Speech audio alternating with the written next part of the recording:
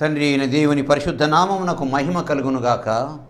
క్రీస్తునందు నా ప్రియమైనటువంటి జీవవాక్కుల శ్రోతలకు ప్రభువు నామమున వందనములను శుభములను తెలియజేస్తూ జీవవాక్కుల కార్యక్రమంలోని దేవుని మాటలను వినడానికి ప్రేమపూర్వకంగా మిమ్మల్ని ఆహ్వానించుచున్నాను. గ్రంథం నుంచి ఒక మాట చదువుకొని సందేశంలోనికి వెళ్దాం. లూకా సువార్త 19వ అధ్యాయము 41వ వచనములోని ఒక మాట. లూకా సువార్త 19వ అధ్యాయము 41వ వచనములోని ఒక మాటను ధ్యానించుదాము.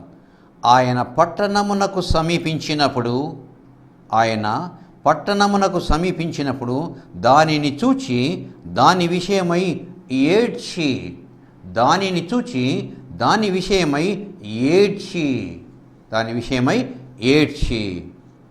ప్రార్థన చేద్దాం. పరమ తండ్రి, ప్రియమైన యేసు ప్రభువా, మా యేసురాజా, సద్బోధకుడా, వందనాలు స్తుతులు చెల్లిస్తున్నాము నాయన. ప్రభువా, ఇంకొక తరుణము నీ పాదముల చెంతకు రావడానికి, నీ వాక్యాన్ని ధ్యానించడానికి, నీ వాక్యము నాయన మా శ్రోతలైన నీ ప్రియ బిడ్డలతో ప్రభువా మాట్లాడడానికి తరుణం అనుగ్రహించావు నాయన. ఎంత గొప్ప దేవుడవు ప్రభువా.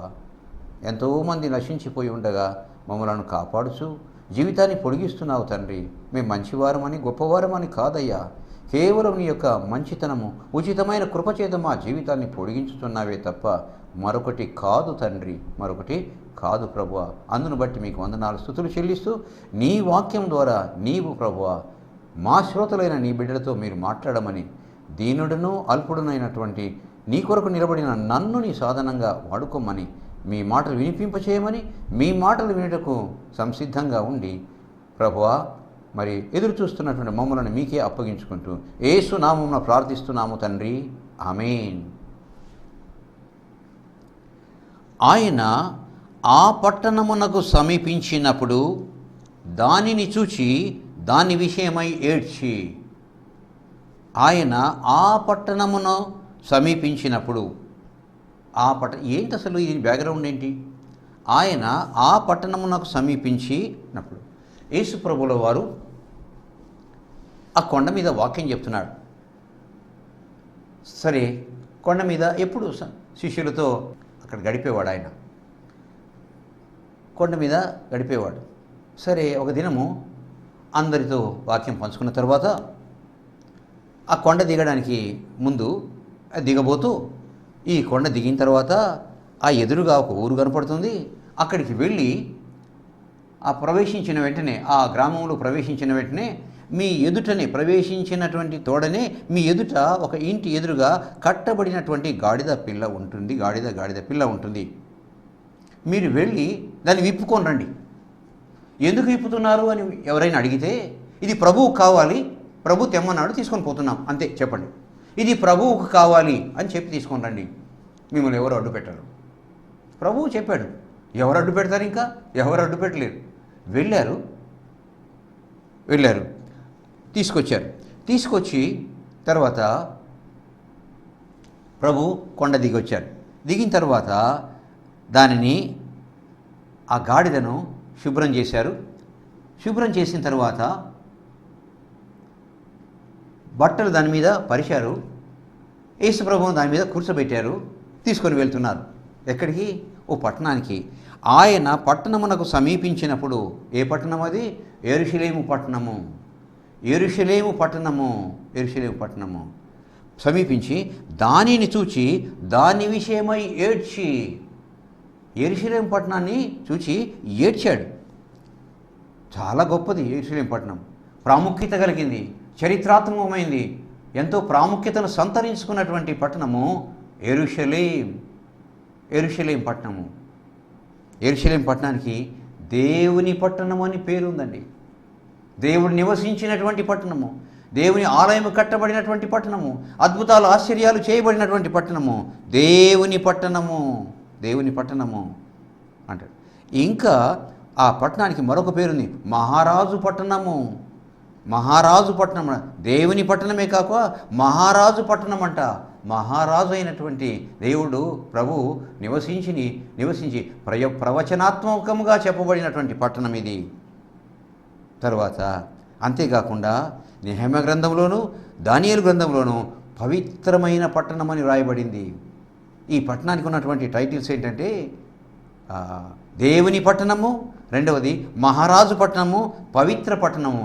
అయితే అటువంటి దేవుని పట్టణాన్ని, మహారాజు పట్టణాన్ని, పవిత్ర పట్టణాన్ని చూచి ఆయన దాని విషయమై ఏడ్చి చూసారా, దాని విషయం ఏడవలసినటువంటి పని ఏంటండి? ఆయనకేం అవసరము? ఏడ్చాడు ప్రభు. చూడండి ఏడ్చి ఆ పట్టణంతో అంటాడు, నీవును. ఎందుకు ఏడ్చాడు అంటే కారణము దాని యొక్క స్వభావం అటువంటిది, దాని బుద్ధి అటువంటిది.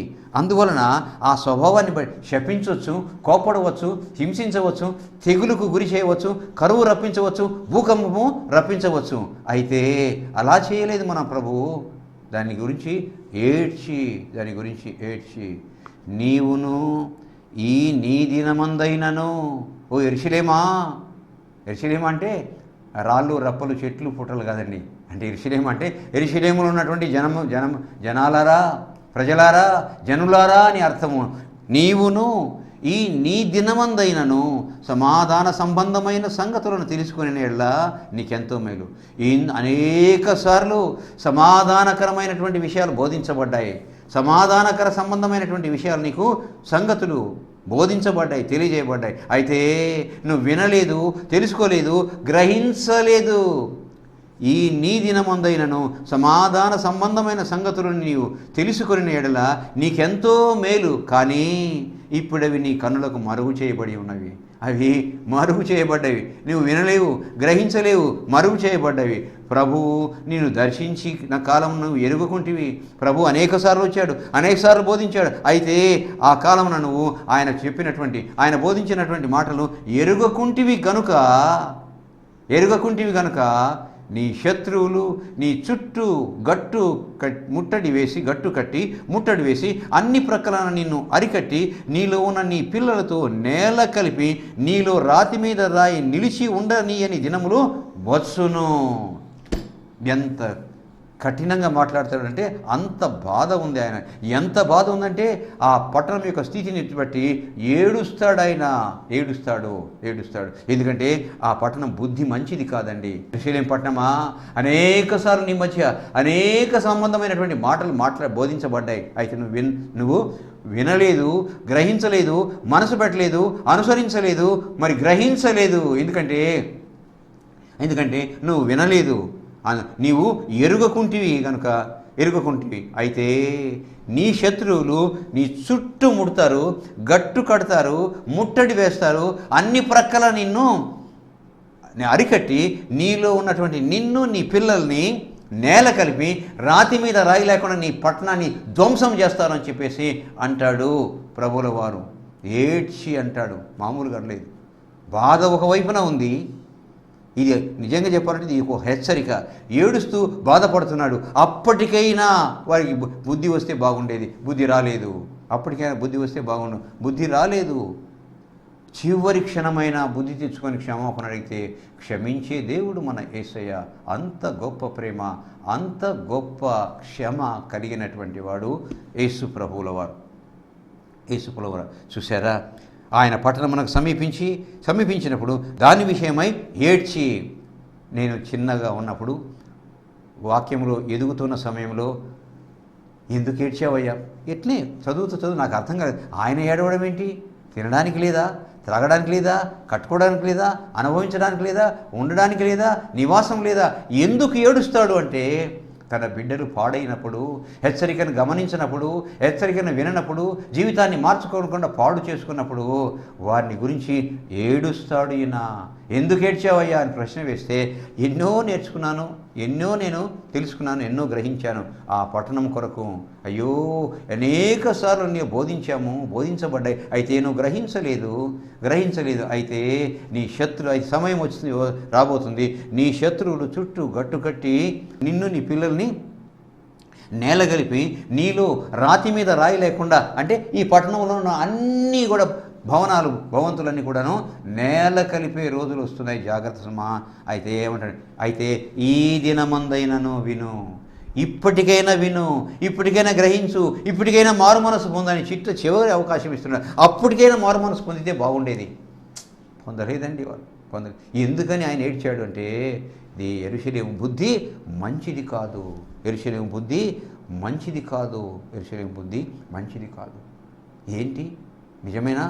యెరూషలేము బుద్ధి మంచిది కాదు. అందువల్ల బాధపడుతున్నాడు ఆయన, చింతిస్తున్నాడు ఆయన. బాధపడడం చింతించడం, ఏడుస్తున్నాడు. ఈ నీ దినమందైనను సమాధాన సంబంధమైన సంగతులు తెలుసుకున్నాను నీకు ఎంతో మేలు. ఈ రోజైనా తెలుసుకో. ఎంత అవకాశం ఇస్తున్నాడు దేవుడు, ఎంత గొప్ప దేవుడు అవకాశం ఇస్తున్నాడు. ఇంకా ఈ రోజైనా తెలుసుకో, లేకపోతే జరగబోయేది. ఎందుకని ఏడ్చాడు ఆయన? ఎందుకని యెరూషలేము బుద్ధి మంచిది కాదు? ఏంటి దీని యొక్క స్వభావము? చూశారా? ఆయన ఏడ్చిన చూడండి, ఆయన ఏడ్చిన యేసు ప్రభువుల వారు ఏడుస్తాడండి. ఆయన ఏడ్చిన ప్రత్యేక సందర్భాలు ఏమైనా ఉన్నాయంటే, యెరూషలేము కొరకు ఏడుస్తాడు. ఆయన ఏడ్చాడండి. లాజరు సమాధి దగ్గర ఏడుస్తాడండి. యేసు కన్నీరు విడిచెనని రాయబడింది. జీసస్ వెప్ట్ అనే ఒక మాట రాయబడింది. యేసు కన్నీరు విడిచెను. అక్కడ ఏడుస్తాడు, ఇక్కడ ఏడుస్తాడు. సరే, అక్కడ ఏడ్చేది ఎందుకంటే, వారు ఇన్ని రోజులు వచ్చాను, వీరు నన్ను గుర్తించలేదు, గమనించలేదు, నేను రక్షకుడినని, విమోచకుడినని, దేవుని దగ్గర నుంచి పంపించబడ్డానని వీరు గుర్తించలేదే, అయ్యో అని అక్కడ కన్నీరు పెడతాడండి. నా ప్రియమైన వారలారా, ఇంకా ఎందుకు ఆయన కన్నీరు పెట్టాడు, ఎందుకు ఆయన ఏడ్చాడు? చూడండి, నంబర్ 1, మొదటి 3 మాటలు మాత్రమే నేను మీతో పంచుకుంటాను. మొదటిది ఏంటంటే, యెరూషలేము కలవరపడే యెరూషలేము. కలవరము అంటే నెమ్మది లేకుండా, హడావిడిగా, స్థిరమైన మనసు లేకుండా, స్థిరమైన ఆలోచన లేకుండా, స్థిరమైన తలంపు లేకుండా, అటు ఇటు మరి ఊగిసలాడుతున్నే స్వభావము, మనస్తత్వము కలిగి ఉండటం ఏమనంటే కలవరపడుట. స్థిరత్వం ఉండదు, నెమ్మది ఉండదు, ప్రశాంతత ఉండదు. అటు ఏం చేయాలి, ఎటు పోవాలా అని ఒక నిశ్చయత, నెమ్మది లేకుండా ఉన్నట్లయితే ఆ పరిస్థితిని కలవరపడుట అంటారండి. కలవరపడిన యెరూషలేము. దీని బుద్ధి ఎటువంటిదంటే, కలవరపడిన యెరూషలేము. ఎందుకని కలవరపడింది? ఏ పరిస్థితుల్లో కలవరపడింది యెరూషలేము? చూద్దాం. మత్తయి సువార్త 2వ అధ్యాయము 2-3 వచనాలు గమనించుతాము. మత్తయి సువార్త 2వ అధ్యాయము 2-3 వచనాలు గమనించినట్లయితే, యూదుల రాజుగా పుట్టినవాడు ఎక్కడ ఉన్నాడు? తూర్పు దిక్కున మేము ఆయన నక్షత్రమును చూచి ఆయనను పూజింపవచ్చితమని చెప్పిరి. హేరోదు రాజు ఈ సంగతి విన్నప్పుడు అతనితో కూడిన యెరూషలేము వారందరూ కలవరపడిరి. యేసు ప్రభు జన్మించాడు. అయితే ఆ విషయము ఆ తూర్పు దేశపు జ్ఞానులు ఉన్నారే, నక్షత్ర శాస్త్రం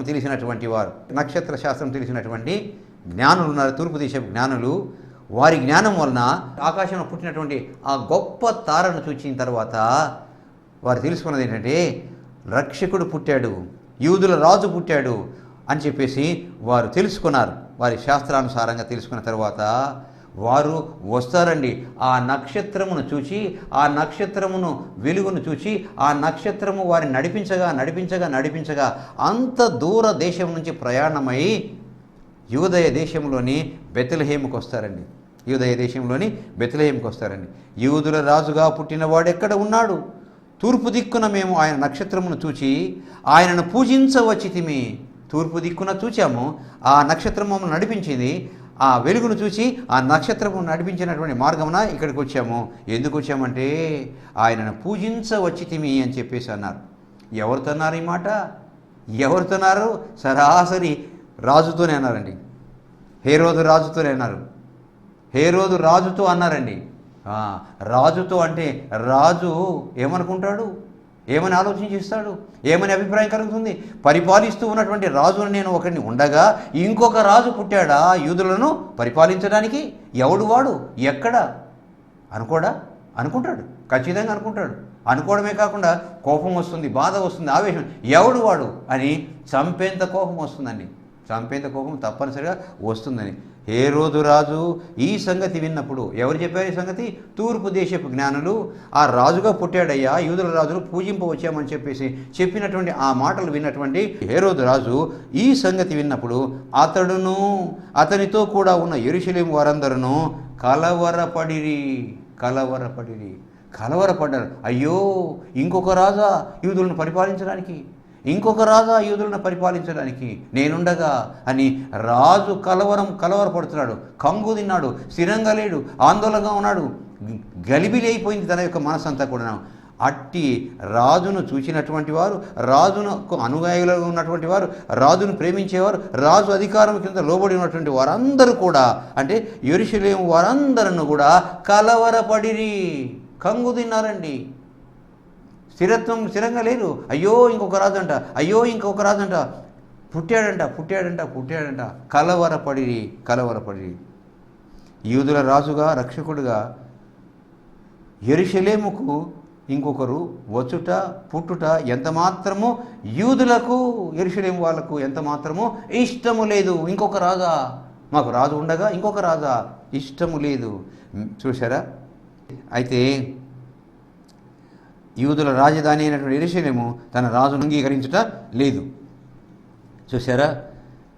అయితే లేఖనాలు ఉన్నాయి, శాస్త్రులు, పరిచయులు, జ్ఞానులు చెప్పుతున్నారు, అయినా వారు అంగీకరించలేదు. శాస్త్రులు ఉన్నారు, పరిచయులు ఉన్నారు, వారందరికంటే మించి జ్ఞానులు వచ్చారు తూర్పు దేశం నుంచి. వీరైతే ఇవన్నీ చదివారు, శాస్త్రులు, పరిచయులు వీరందరూ కూడా చదివారు. అయితే వారు వీరికంటే గొప్పవారైనటువంటి జ్ఞానులు ఆయన ఉదయించినప్పుడు ఆకాశంలో పుట్టినటువంటి నక్షత్రము చేత నడిపించబడినటువంటి వారే వచ్చి స్వయంగా చెప్పారు. అయినప్పుడు కూడా అంగీకరించలేకపోవడమే కాకుండా కలవరపడ్డారు. కలవరపడిన వారి హృదయము నెమ్మది ఉంటుందా? ప్రశాంతత ఉంటుందా? సమాధానం ఉంటుందా? ఉండదండి. అలజడి ఉంటుంది. ఈ అలజడి పెరిగింది. ఎలా పెరిగింది? యేసు పెరిగాడండి, యేసు ఎదిగాడు, యేసు పెరిగాడు, యేసు యవనుడయ్యాడు, దేవుని కుమారుడుగా ఆయన 3.5 సంవత్సరాలు బోధించడమే కాకుండా అద్భుతాలు ఆశ్చర్యాలు చేస్తే శాస్త్రులు, పరిసయ్యులు, సద్దుకాయులు, అధికారులు, రాజు, చక్రవర్తి అందరికీ కూడా యేసయ్య ఎడల కలవరం పుట్టింది. ఎవరు అంగీకరించలేదు ఆయనను. యూదుల రాజుని అంగీకరించలేదు, దేవుని కుమారుడని అంగీకరించలేదు.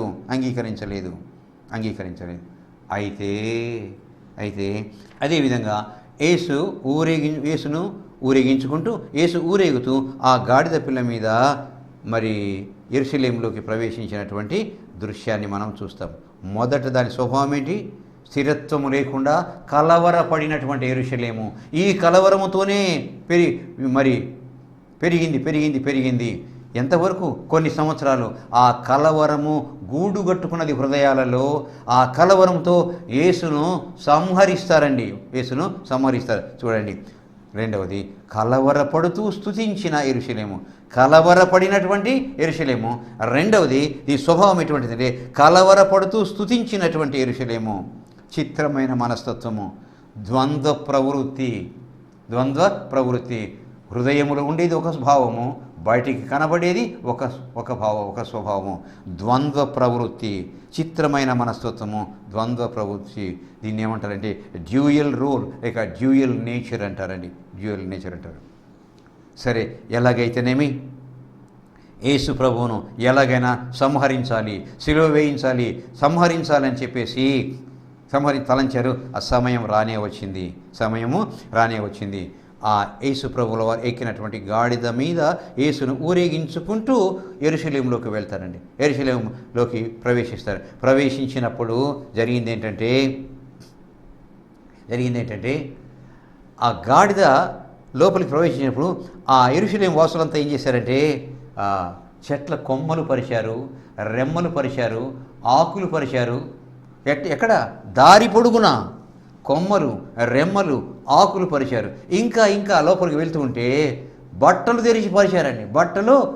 తెచ్చి పరిచారండి. ఆ బట్టల మీద గాడిద నడుస్తుంది, గాడిద మీద యేసయ్య కూర్చొని ఉన్నాడు. గౌరవమా అగౌరవమా? గౌరవం అండి. గౌరవమా అగౌరవమా? గౌరవం అండి. గొప్పతనమా కాదా? గొప్పతనమేనండి. విలువ ఇచ్చారా? విలువ ఇచ్చారండి. చూద్దాం అక్కడ రాయబడినటువంటి మాట. మత్తయి సువార్త, ఇది గుడ్ ఫ్రైడేకు లేక సిలువ వేయబడే దినమునకు ముందు జరిగినటువంటి, విశ్రాంతి దినమున జరిగినటువంటి లేక ఆదివారం నాడు జరిగినటువంటి సంఘటన. మత్తయి సువార్త 21వ అధ్యాయం 9, 10, 11 వచనాలు కనుక గమనించినట్లయితే, జన సమూహములలో ఆయనకు ముందు వెళ్ళుచుండిన వారును యేసయ్యను ఊరేగించుకుంటూ తీసుకొని పోతున్నారండి.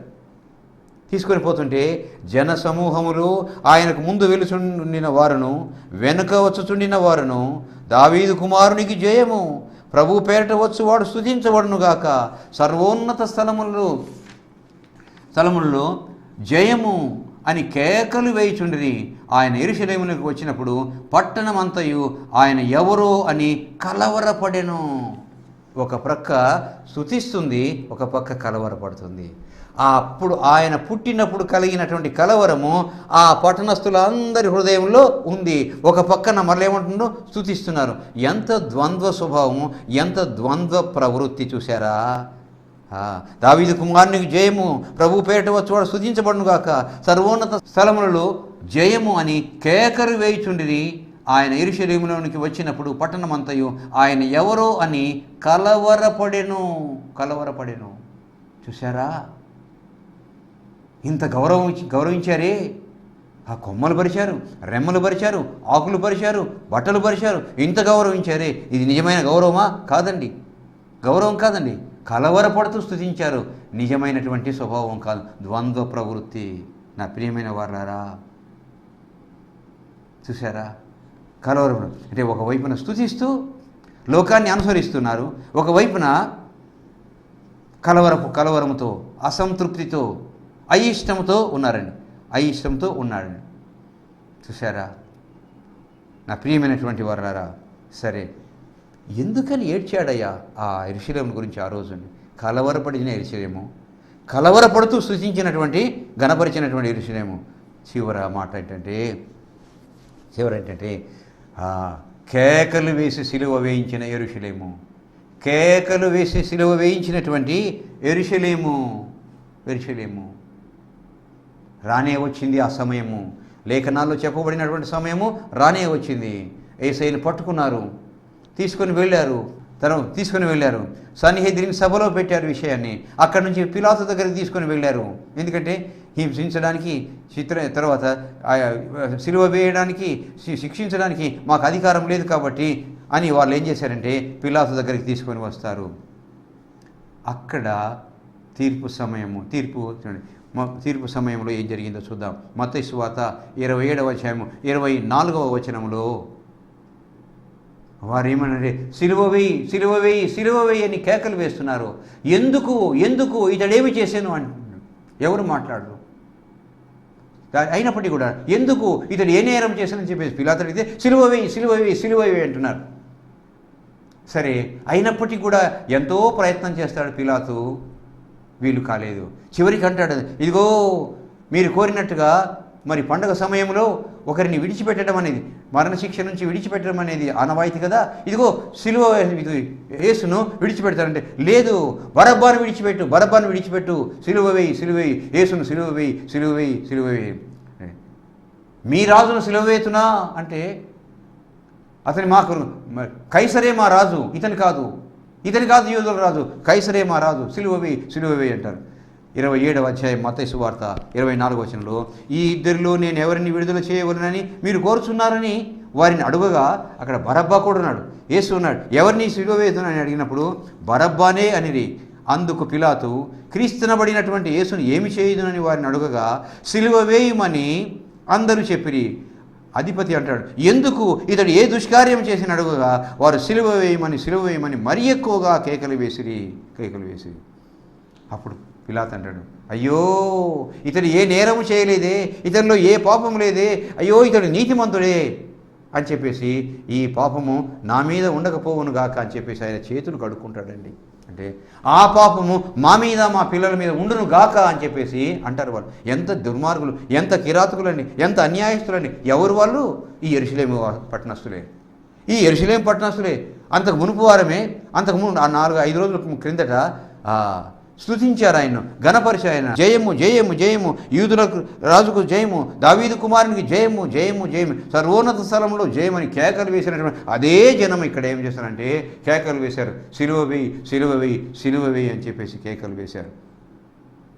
అయ్యో నీతిమంతుడు ఈయన ఏ పాపం చేయలేదు, మరణానికి తగిన పాపం చేయలేదు అని చెప్పి చేతులు కడుక్కుంటే వాళ్ళు అంటారు, ఆ పాపం మా మీద మా బిడ్డల మీద ఉండునుగాక అని చెప్పేసి అంటారు. ఎందుకు చివరికి సిలువ వేస్తారండి, సిలువ వేస్తారు. ప్రభు ఎందుకు ఏడ్చాడంటే కారణము ఈ స్వభావం మంచిది కాదండి, బుద్ధి మంచిది కాదండి, ద్విమనస్కత కలిగినటువంటిది. అందువల్ల ప్రభు ఆ సమయంలో ఈ నీ దినమందైనను సమాధాన సంబంధమైనటువంటి సంగతులను తెలుసుకున్నట్లయితే నీకు ఎంతో మేలమ్మా, ఎంతో మేలు.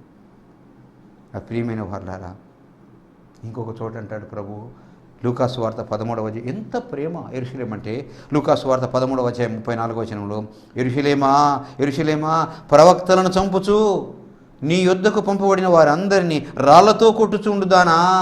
ప్రవక్తలను పంపిస్తే వాక్యం చెప్పడానికి, ప్రవచనాలు చెప్పమని ప్రవక్తను పంపిస్తే వాళ్ళను రాళ్లతో కొట్టి చంపినటువంటి దుర్మార్గపు పట్టణం యెరూషలేము పట్టణం.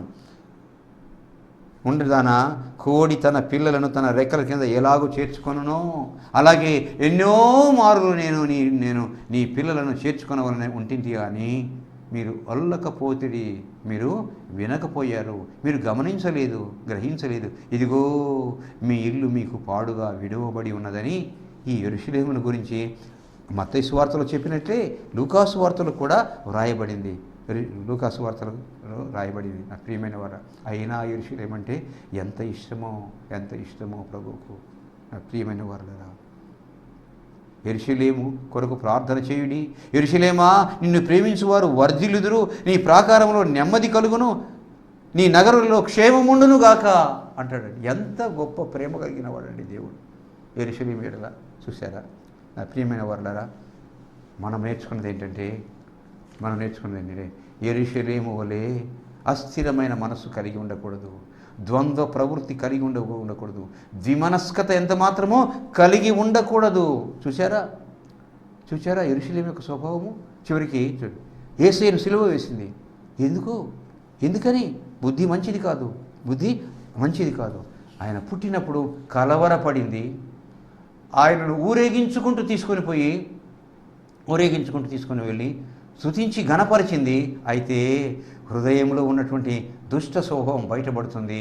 సిలువవేయి అని కేకలు వేసి. అందువలన అయ్యో ఇటువంటిది యెరూషలేము అని స్వభావము.